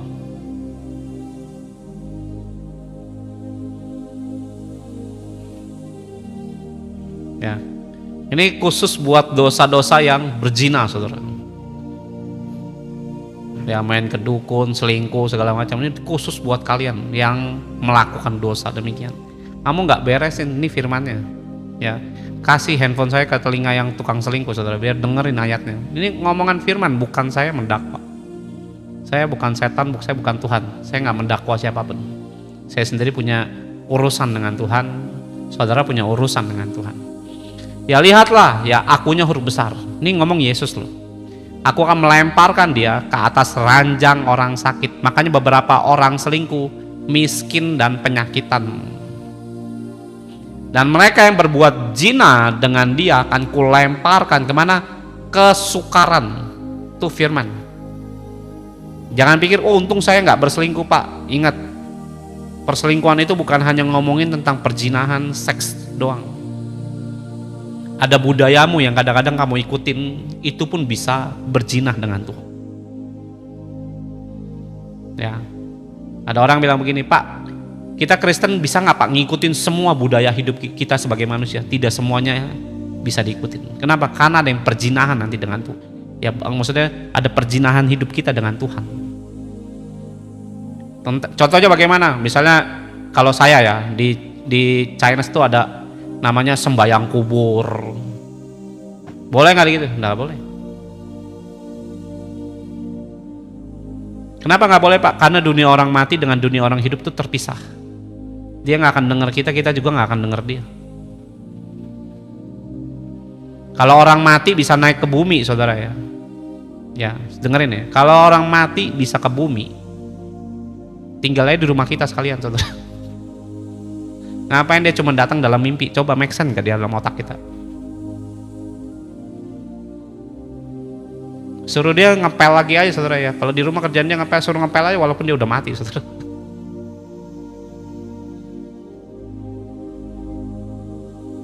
Suruh dia kerja lagi, suruh cari duit, saudara. Lu jangan minta-minta. Orang nggak kerja nggak dapat makan gituin, saudara. Kalau orang mati kan pengen apa? Dikasih makan, saudara. Kasih minta makan dan gitu. Kerja gituin, saudara. Nggak kerja nggak pantas dapat makanan. Firman yang ngomong gituin, saudara. Karena apa? Kita ini dibodoh-bodohin setan, saudara. Datang dalam mimpi, dia kelaparan pak, minta makan. Suruh kerja, saudara.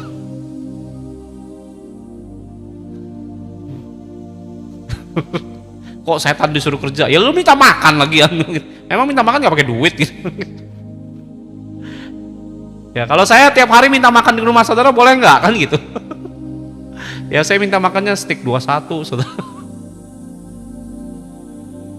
Ya kalau setan bisa, mohon maaf ya, kalau dunia orang mati bisa datang ke dalam dunia orang hidup, suruh kerja aja sekalian, kita nyantai-nyantai aja di rumah. Tolong cariin emas 13 kilo kayak gitu. Ya lu mau minta makan apa tak kasih gitu. Kenyataannya dunia orang mati dengan dunia orang hidup, manusia itu terpisah.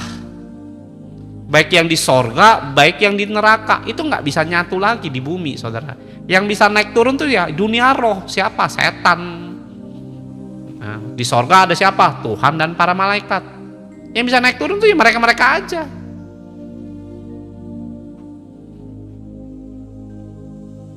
Nah kayak gitu, saudara. Nah itu kalau saya jalanin budaya saya yang lama, itu perzinahan saya dengan Tuhan. Ini saya ngomongin saya ya. Kalau ada yang bilang, oh tersinggung, ada yang tersinggung. Nanti saya tuntut lo pak. Ketawa. Kenapa? Ya karena itu perzinahan dengan Tuhan. Ya ramalan semua itu ndak boleh. Itu perzinahan dengan Tuhan. Ya firman bilang apa? Jangan ada padamu Allah yang lain.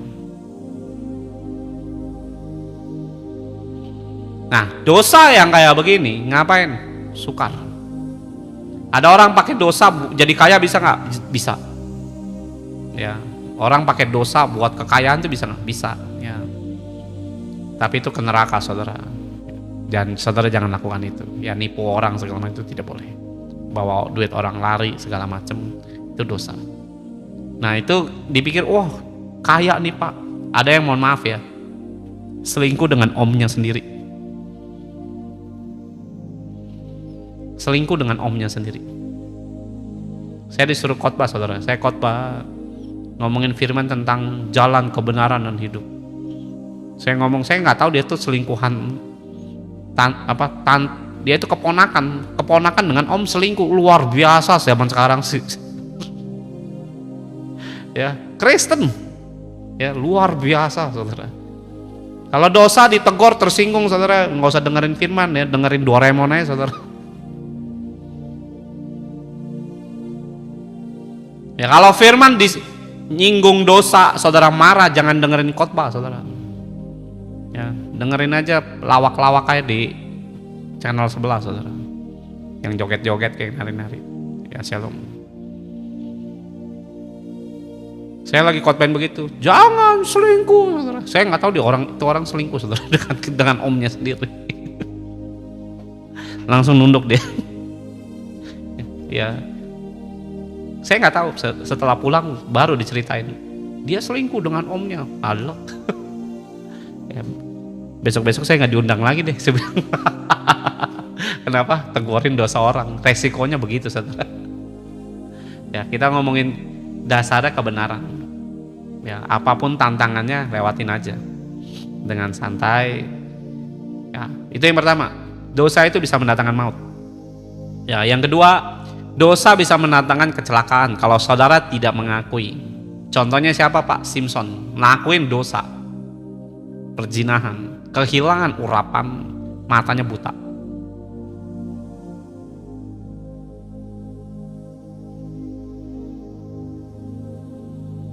Nah kemarin, ini poin yang saya mau sampaikan saudara. Kenapa sih dosa perlu diakuin?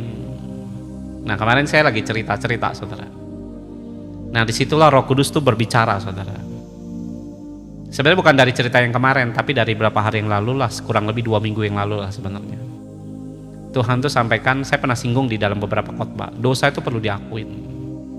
Nah dan akhirnya saya berpikir bahwa nantilah bikin khotbah khusus satu tentang mengakui dosa. Nah singkat cerita ya, malam shalom. Nah dengerin ya, kemarin saya cerita dengan teman-teman saya. Ini orang Kristen semua, kita lagi ngumpul satu meja ngobrol loh saudara. Nah ada satu ibu-ibu cerita sama saya begini, nggak tahu ada di sini apa nggak, mungkin ada kali. Cerita, Pak saya itu sering dikibulin Pak, uang saya sering diambil Pak sama saudaranya lah, nggak tahu kakaknya apa adenya lah. Jadi dia punya suatu proyek bernilai setiap bulannya itu miliaran saudara, tapi dia cuma dikasih uang beberapa, nggak nyampe 10 juta saudara, nggak nyampe 5 juta bahkan, padahal tuh tiap bulan income-nya tuh miliaran. Saya udah hitung miliaran loh, saya bilang dibagi-bagi dia cuma dapat di bawah 5 juta saudara. Duitnya, dia tahu duitnya tuh dicuri, jatahnya dia tuh dicuri, berkali-kali dicuri. Oh ya, dan singkat cerita, ada satu temennya, iya, lu nggak, kita lagi ngomongin masalah uangnya yang dibagi dengan tidak adil ini, dia diam aja saudara. Ya sudahlah, kalau cuma dibaginya dapat sekian. Jadi uangnya itu dicuri sebenarnya. Dia tahu uangnya itu dicuri. Nah singkat cerita, satu temennya tuh cerita juga. Ya karena lu kan dulu pernah ngambil uang mamahmu katanya. Jadi mamahnya dia waktu si ibu ini masih kecil suka nyolong uang saudara, suka nyuri uang. Udah besar duit dia yang dicolong.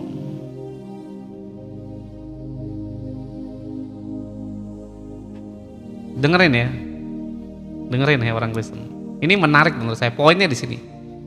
Nah bapak ini juga pernah dia kehilangan aset, dia belikan sesuatu buat orang yang langsung pergi, ngilang, macam-macam. Baik mungkin aset inilah dia beliin ini, uang juga hilang. Ya saya nggak bisa tahu detail persisnya apa aja yang hilang, tapi dari cerita si ibu ini, ya tadi kan bapaknya yang nyeletuk, si ibu ini gantian nyeletuk saudara. Iya kan dulu lu juga waktu masih muda suka nyolong telur katanya. Ini cuma masalah telur saudara, makan nggak bayar, kabur. Tadi kemarin dia cerita. Ya saya cerita gini bukan mempermalukan orang itu, tapi kita mesti belajar lewat cerita ini. Nanti cerita saya juga ada. Ya jadi tujuannya bukan mempermalukan orang, tapi kamu harus belajar. Ya, kalau pikiranmu kok mempermalukan, ya itu perlu dipalu sedikit palanya. Ya. Saya khotbah itu kadang-kadang, wah ini menceritakan yang apa ya? Kebencian. Haleluya. Yes, terserah lah orang mau mikirnya apa ya. Nah si bapak ini cerita, dulu saya susah pak. Nah terus saya tinggal di daerah ini karena saya miskin pak. Saya suka nyolong pak. Ngambil telur lah, makan gak bayar lah. Misalnya saudara makan gorengan 5, bilangnya 3. Nah pernah gak kayak gitu saudara? Dosa nggak begitu? Nah ini pertanyaannya simpel aja dulu. Dosa nggak? Kita makan 5, ngomongnya 3 saudara. Dosa nggak?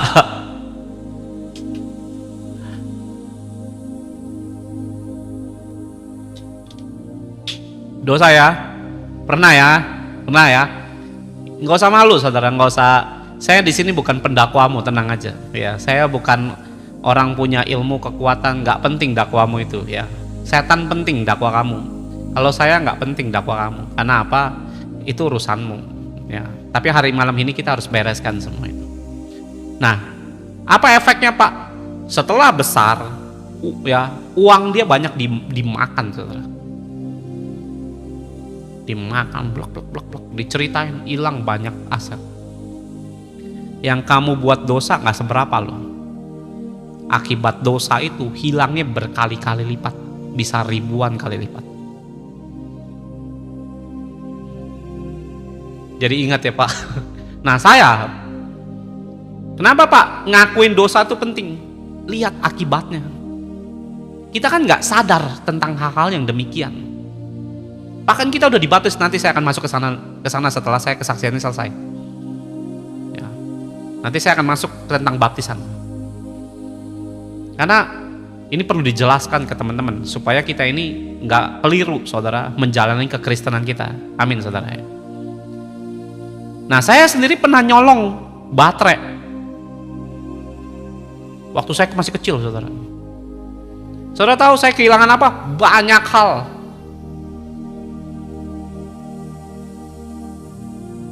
Saya nyolongnya paling cuma 20.000 mungkin, kehilangannya 20 juta. Kenapa? Iblis.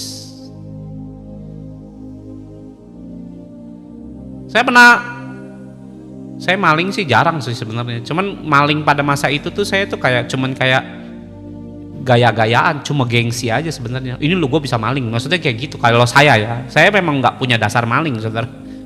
Saya dari kecil tuh dididik orang tua saya nggak boleh maling. Saya nggak pernah nyolong duit mama saya juga nggak pernah. Saya ini orang jujur sebenarnya. Cuman waktu itu maling, kenapa? Karena pengen nunjukin ke teman-teman gitu. Gue juga bisa gitu. Di orang kan ke supermarket nyolong ini, wah merasa kok lu orang bisa, gua nggak bisa kan gitu saudara. Nah ini sebenarnya harusnya kan diterapkan kepada yang aplikasinya yang benar. Ini saya nggak benar saudara. Ya, lu bisa ngambil gini-gini, oh saya nggak mau kalah saudara, saya ambil juga saudara, nyolong di supermarket. Nah terus saya kerja ya dengan dunia berhala saya ya dengan menyembah berhala, nyembah setan dan lain sebagainya, dan saya dapat uang dari situ. Nah setelah saya berjalan saudara, saya hilang habis semua, bahkan sampai 0. Kenapa? Setan setelah saya terima Yesus disikat rata semua. Kenapa? Itu uang dari setan semuanya. Kenapa? Karena bapak saya ngasih modal tuh semua dari judi. Bukan uang bener, dari uang judi. Ya beberapa kan orang kayak kita ini kalau nggak hidup dalam Tuhan dengan benar, uang judi pun kita jalanin loh. Jangan berpikir itu nggak ada efeknya. Mungkin kamu aman, semua perekonomianmu, kebutuhan primermu semua tercukupi, tapi kamu nggak tahu dampak dosa tuh mengerikan saudara. Dan itu nggak terjadi dalam kadang-kadang 1-2 hari. Kamu nggak akan tahu. Kadang-kadang 5 tahun, 10 tahun. Bahkan ada hamba Tuhan pernah tanya sama saya begini. Ada orang TikTok pernah tanya sama saya begini. Dia kenal satu hamba Tuhan. Orang ini baik Pak, orang ini begini. Tiba-tiba kecelakaan saudara, ditabrak mobil motor, blas, patah kakinya. Orangnya nggak mati. Nah orang itu bertanya, kenapa Pak kok itu bisa terjadi? Ya simpel Pak, apa? Dosa. Tapi kan dia nggak berdosa. Siapa yang tahu? Bagaimana lu tahu dia nggak berdosa?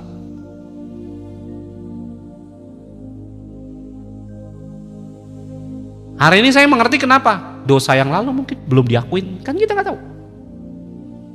Waktu saya terima Yesus, istri saya bilang begini, akui semua dosamu, catat, tulis semua dosamu. Ngapain kita hadapkan di hadapan Tuhan? Gimana ngingetnya? Saya bilang itu kan terjadi puluhan tahun yang lalu. Minta Roh Kudus ingetin. Kenapa Pak mesti kayak begitu?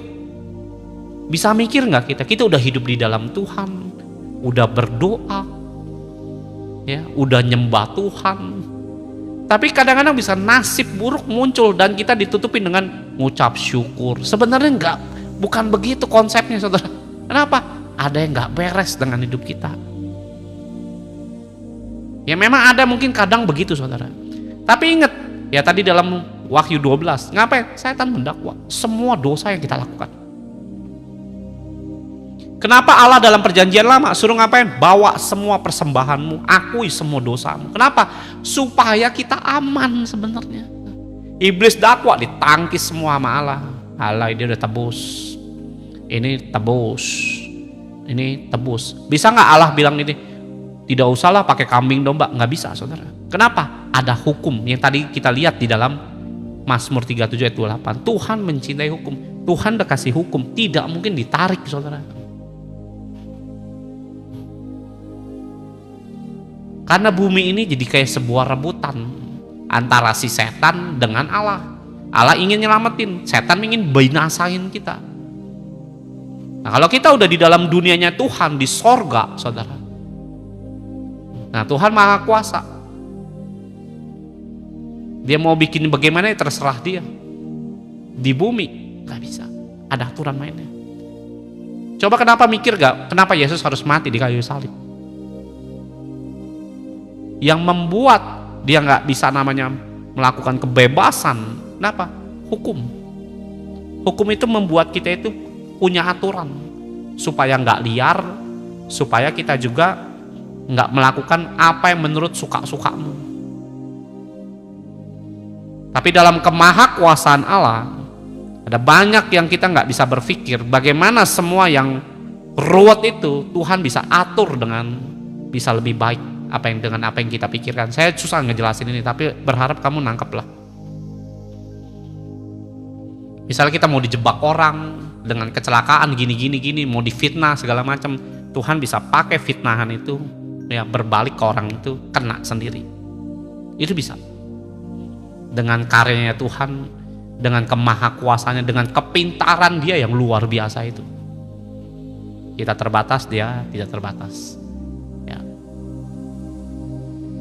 Nah, saudara harus tahu bahwa lihat dalam 1 Yohanes 1 Yohanes 5 ayatnya yang ke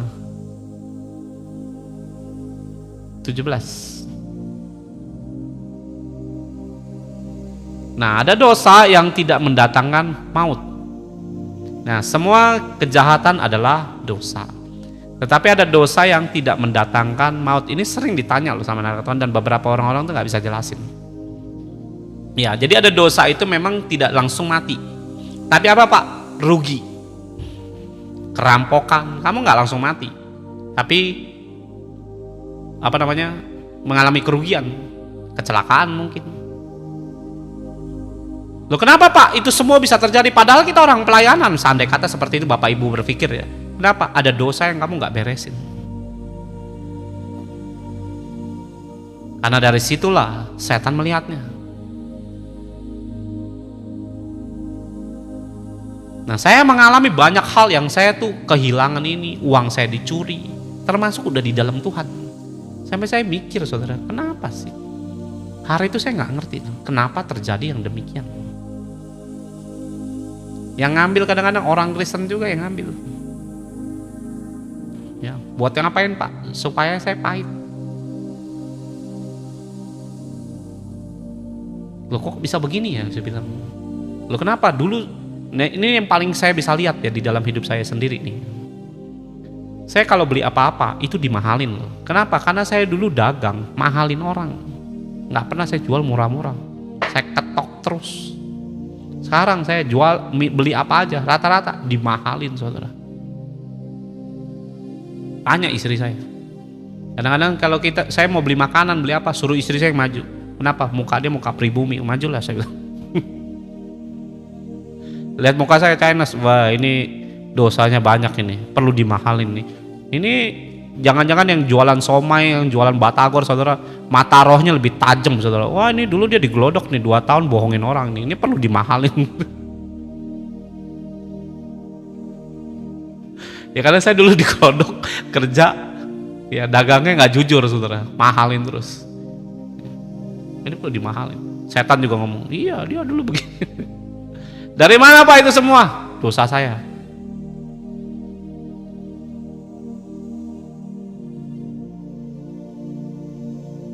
Tadi kita lihat di dalam Roma 8 ya. Terima kasih C Santi ya, thank you. Roma 7 sorry. Roma 8 harusnya. Roma 8. Sekarang Efesus saya deh. Tadi kan Roma 8 ya. Sekarang Efesus 1 ayat 7. Sebab di dalam Dia dan oleh darahnya kita beroleh apa? Penebusan, yaitu pengampunan dosa menurut kasih karunia-Nya. Nah 1 Yohanes 1, bagaimana sih kita bisa terima pengampunan Tuhan? Ya pertama kamu harus hidup di dalamnya. Kedua ngapain? Jika kita mengaku dosa kita. Ya jadi bagaimana kita menerima pengampunan dosa daripada Tuhan Yesus? Makanya beberapa saya ngomong, orang Kristen dosanya banyak yang nggak diampunin, bukan Tuhannya nggak bisa ngampunin. Kenapa? Bagaimana Pak penerima pengampunan? Pertama ya kamu harus hidup di dalam Yesus. Kedua ya jika ngapain? Firmannya apa? Suruh kita ngaku dosamu tuh apa? Maka Dia yang setia, adil, apa? Ngampunin kita. Jadi namanya dapat pengampunan Tuhan bukan karena kamu Kristen, tapi karena kamu hidup di dalam Tuhan. Ngaku dulu dosamu apa, ya barulah Dia melepaskan pengampunan bagi Bapak Ibu.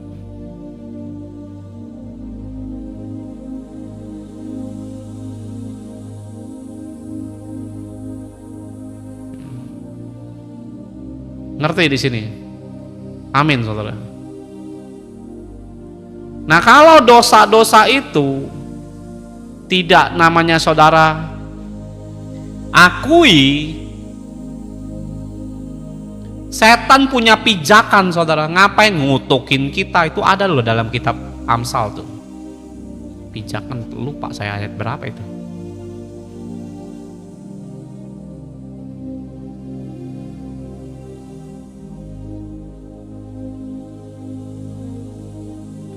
Saya lupa Amsal berapa itu. Sebentar saya buka catatan saya dulu karena penting buat dijelaskan ini. Nah ini dia. Saya bukain Amsal 26 ayat 2. Kalau saudara tanya, bisa nggak orang Kristen kena kutuk? Bisa loh saudara, kalau saudara hidupnya nggak serius dengan Tuhan. Makanya saudara jangan pikir bahwa kutuk nggak bisa Pak. Ya, kamu ngerti dulu kutuk tuh datangnya dari mana. Seperti burung pipit menggirap dan burung layang-layang terbang, demikianlah kutuk tanpa alasan tidak akan kena. Nah maksudnya gini saudara, kalau dia nggak ada alasan, nggak ada dosanya, terus dia bikin alasan, nggak bisa saudara. Dalam dunia roh tuh nggak bisa berbohong. Dalam dunia roh itu adalah namanya keadilan. Kenapa Pak? Kalau gitu setan dakwa, karena dia menghadap Tuhan harus pakai keadilan. Anakmu melanggar loh, secara hukummu dia harus dihukum. Nah tiba-tiba kamu sebagai anak Tuhan nggak mau ngakuin, nggak mau beresin di hadapan Tuhan. Tuhan nggak bisa bela kamu. Kenapa? Lalu aja nggak mau ngakuin.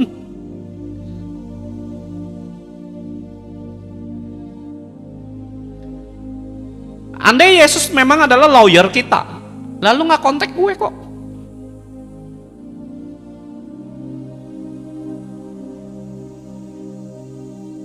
Didakwa, ya kena kita. Ya jadi firman bilang apa? Ngaku baru diampunin. Nah sekarang orang Kristen sering kali bicara tentang apa? Kan saya sudah dibaptis Pak. Nah lihat sekarang, kemarin saya juga udah jelasin ini.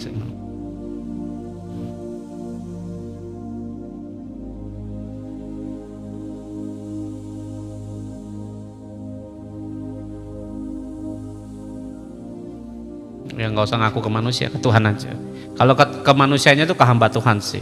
Nanti dia yang matakan semua, atau namanya sebagai imam ya, buat nengahin, mematahkan semua tuntutan itu. Saya berpikir gila ini firman, kalau kita nggak sadari ya bahaya saudara. Kita akan ngomong, oh semua sudah selesai deh kayu salib. Iya, Yesusnya selesai, kita ini yang belum saudara. Lalu sambil mengaku dosanya mereka dibaptis. Jadi suruh ngapain? Yang pertama ngaku dosa. Banyakan kita ngapain? Main baptis. Ya belajar dulu kita katekisasi 15 tahun baru boleh dibaptis. Dosanya nggak disinggung. Baptisan memang nggak. Kalau saya baptisan tidak, saya nggak menyinggung gereja manapun ya. Kalau saya baptisan itu juga nggak mau lama-lama, dan juga jangan terlalu cepat. Saya paling seminggu 2 minggu udah mau baptis silakan. Tapi pengertiannya saya kasih pemahaman dulu. Ya dengan simple, nggak usah yang ribet-ribet. Oh kata bahasa Yunani, kelamaan saudara. Kita biasa pakai bahasa Indonesia, nggak usah Yunani yang pusing saudara. Nanti saudara ke pasar pakai bahasa Yunani, beli toge ya setengah kilo pakai bahasa Yunani. Nanti yang jualan toge bilang, hah?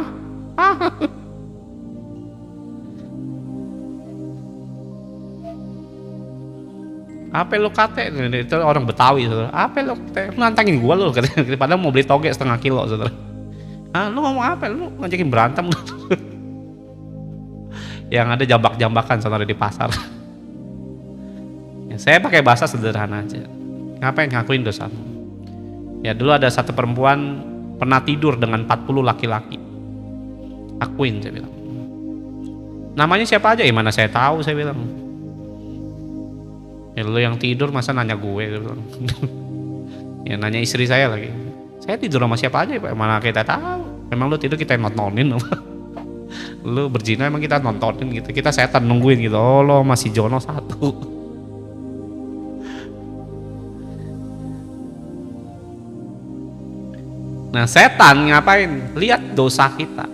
Nah dosa ini akan membawa kita kepada kebinasaan. Itu sebabnya Yesus berkata kepada pelacur yang dihadapkan oleh orang Taurat. Yesus ngomong apa? Kalau saudara lihat di dalam Yohanes 8 ayatnya yang ke-11. Yesus berkata apa? Sebentar saya bukain dulu.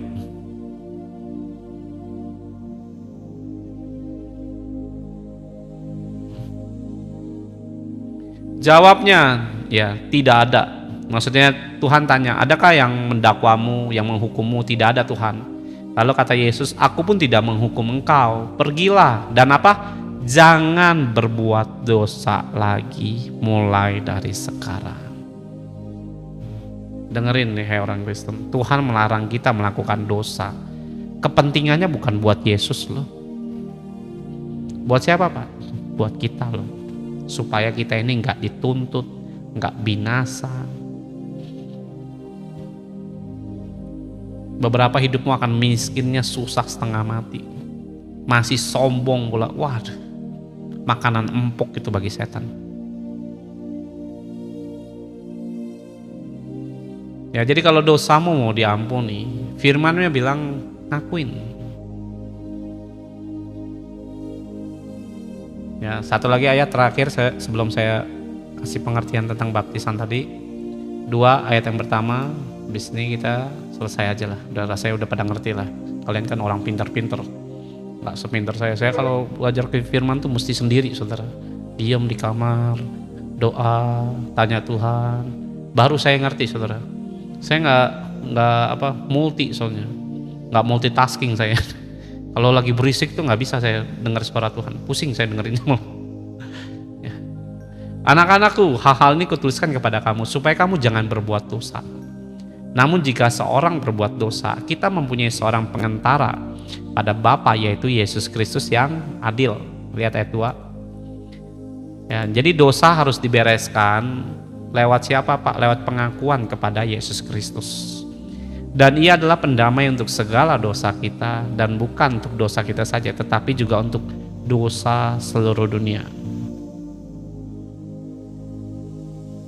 Ya, ini udah saya rasanya cukup lah. Ya, jadi firman-Nya Matius 3 ayat 6 berkata bahwa apa?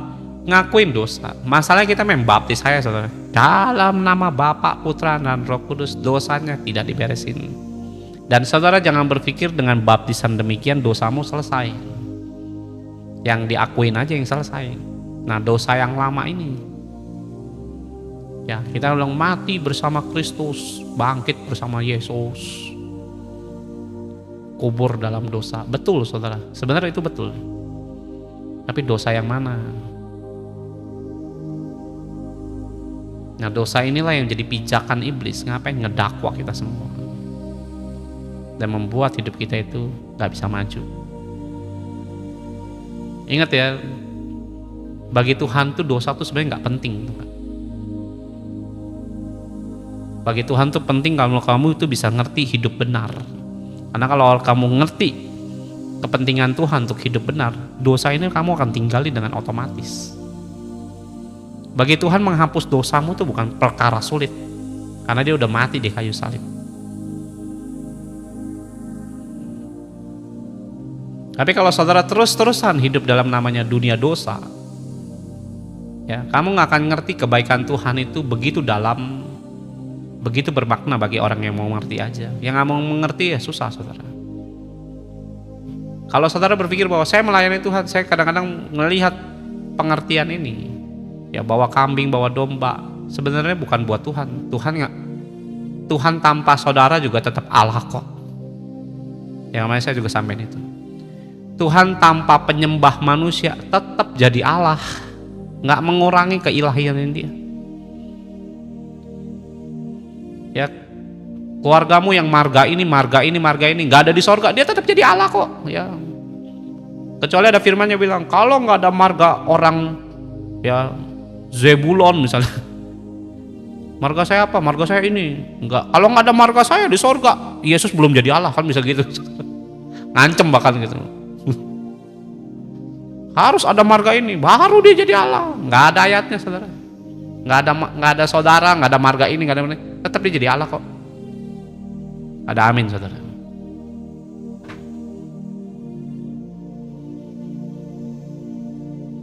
Nah, penting saudara itu ngakuin saudara. Nah, akhirnya saya berdoa tuh, Tuhan, saya pernah buat dosa ini, pernah buat ini, saya minta maaf, ampuni saya. Ya kalau misalnya Pak Tuhan, kemarin aku marah-marah Tuhan, ya, nyenggol motor orang, ya. Kembalian kurang 1.000 Tuhan, kemarin saya marah-marah kurang 1.000 ya berantem saudara. Itu loh Tuhan, di gereja Tuhan, parkiran ngantri lama bener.